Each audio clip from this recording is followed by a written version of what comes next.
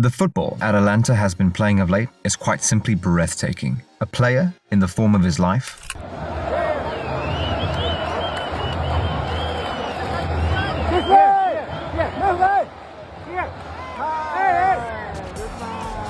an Italian manager who hasn't gotten his flowers yet,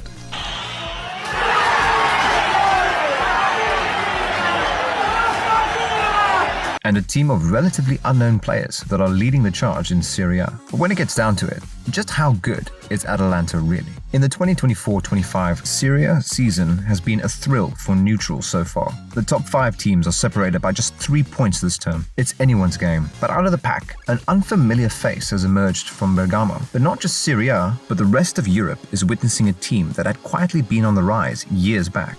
Gasperini's golden age, and this... Atalanta winning the Europa League last season definitely shot them into the limelight. But just watching them even before this, it was coming. But they also were known as the nursery of Italy, great academy, and Gasperini, one of his real strengths has been promoting young players. Emphasis on that. They used to be a yo-yo club, but he then goes on to say that they were also the nursery of Italian football, where the team promoted young players and sold them to rival clubs. The likes of Rasmus Højlund, Jan Kulusevski, Christian Romero, Tian Koopmeiners, and Gianluca Massini, all promising talent playing for some of the biggest teams in European football right now, all who had their roots at the club. They didn't leave for free either. Højlund left Atalanta to join Manchester United for 73.9 million euros. Christian Romero joined the Spurs for 52 million. Tian Koopmeiners joined Juventus for 51.3 million. Kulusevski joined Juventus for 39 million. That's over 200 million raised in transfers alone.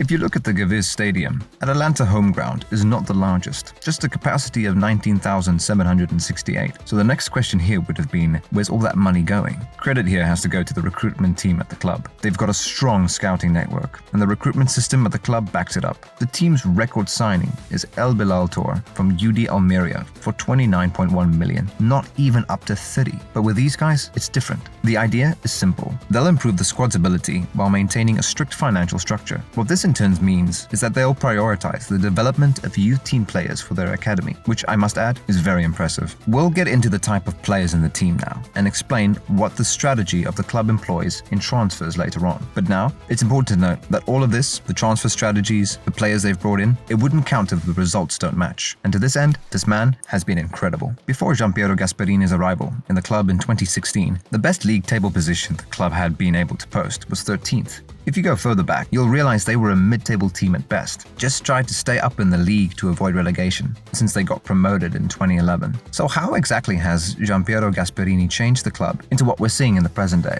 The first big attribute about the man is his ability to nurture talent. The craziest about Gasperini is he has taken, I could give you 10 strikers or attacking midfielders that he takes, and I've said it on air, he is the Ivy League for attackers. They go to this club, and for whatever reason, they all have career seasons. Duvan Zapata, what was the knock on him? He's only going to give you 8 to 10 goals a season. Loris Muriel, he's overweight, he doesn't care, he's lazy. They go to him, they're 20 goal a season strikers. Papu Gomez, Josip Ilicic, now with Retegi, a goal a game, Scamacca. Ademola Lookman was a guy who was at Everton in Premier League scoring maybe 5 goals. I think he was loaned to Leicester City, finished with 5 goals. Now he's one of the better players in Europe. He has to be seen, in my mind, as one of the best managers in the world. He's going to go down as the best coach in their history. And I think one of the best Italian managers of this century. No lies detected. The improvement goes to the all-round phase of the team, but particularly in that attacking department. Piero Gasperini knows how to turn forgotten players into hotshots. Take Gianluca Scamacca, for example. A sense of what you've seen of him so far and what you think of him. Listen, he's one of those old school centre forwards. Why are you looking at me saying old school? He's one of those old school centre forwards, a little bit like myself, so I appreciate his game. He's going to score you goals, he knows where the goal is, and he's strong. He can flick the ball on as well when the ball comes into, he can take it down on his chest. He's a top player. You got to understand, we've got the Italian number 9 playing in the... These were the expectations for Scamacca at West Ham. But it's safe to say, looking back at it now, none of it ever materialized. Scamacca didn't make the grade at the club and wanted out.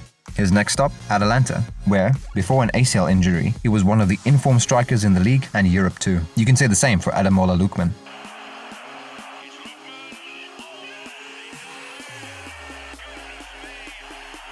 This failed Panenka summed up his time in England, full of promise but couldn't quite deliver. He found his way to Atalanta after spells at Leicester, Fulham and Leipzig, and has since become one of the most informed players in Europe.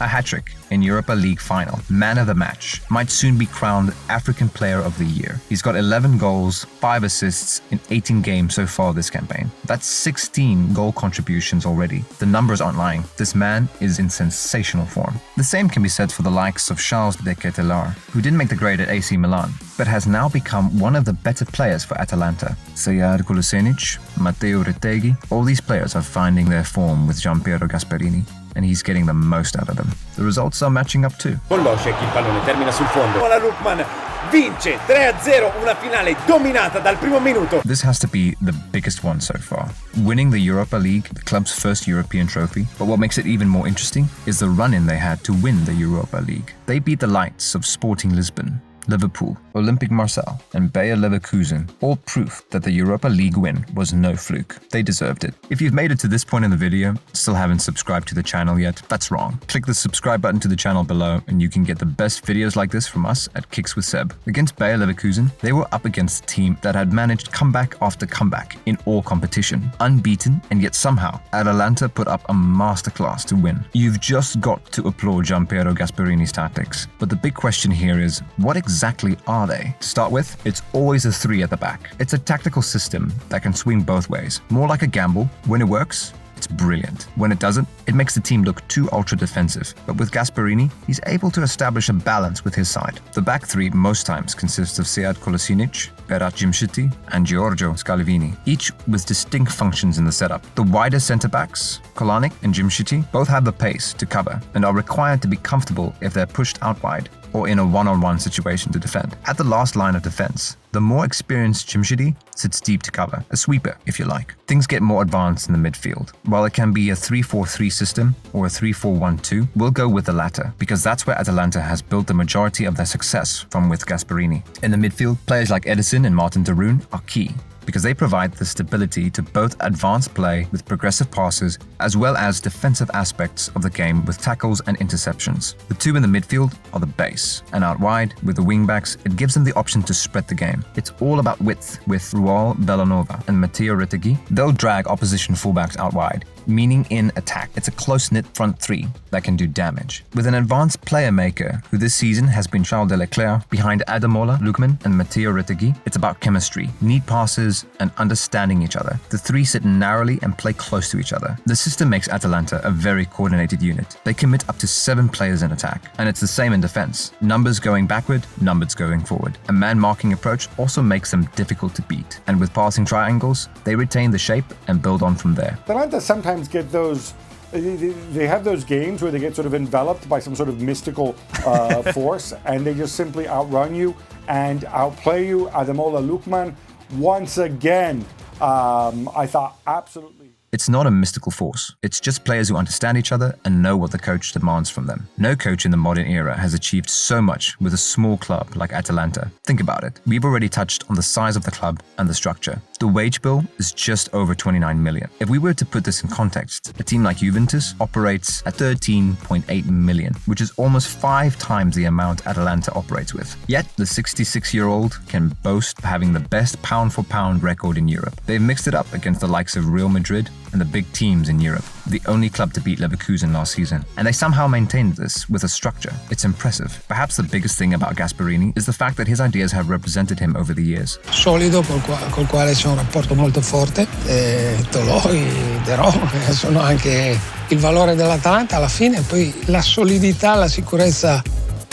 Stability and self-confidence. Even when the results haven't been great, Gasperini has never been in danger of losing his job, and neither has he ever been forced to change his tactics or adopt a different approach to games. It's always been the same. To say they've been pushing above their weight would be a big understatement to the work being done at the club. Atalanta is a talent factory that keeps on producing. They've currently got the most academic graduates playing in Serie A, and when you look at the players in the team, you realize it could soon be more. You wouldn't put it past them to go far in Serie A this season. It's been so tipsy-turvy in Italian's top fight that the league could be anyone's to take, and right now, Atalanta looks like the team ready to snatch it.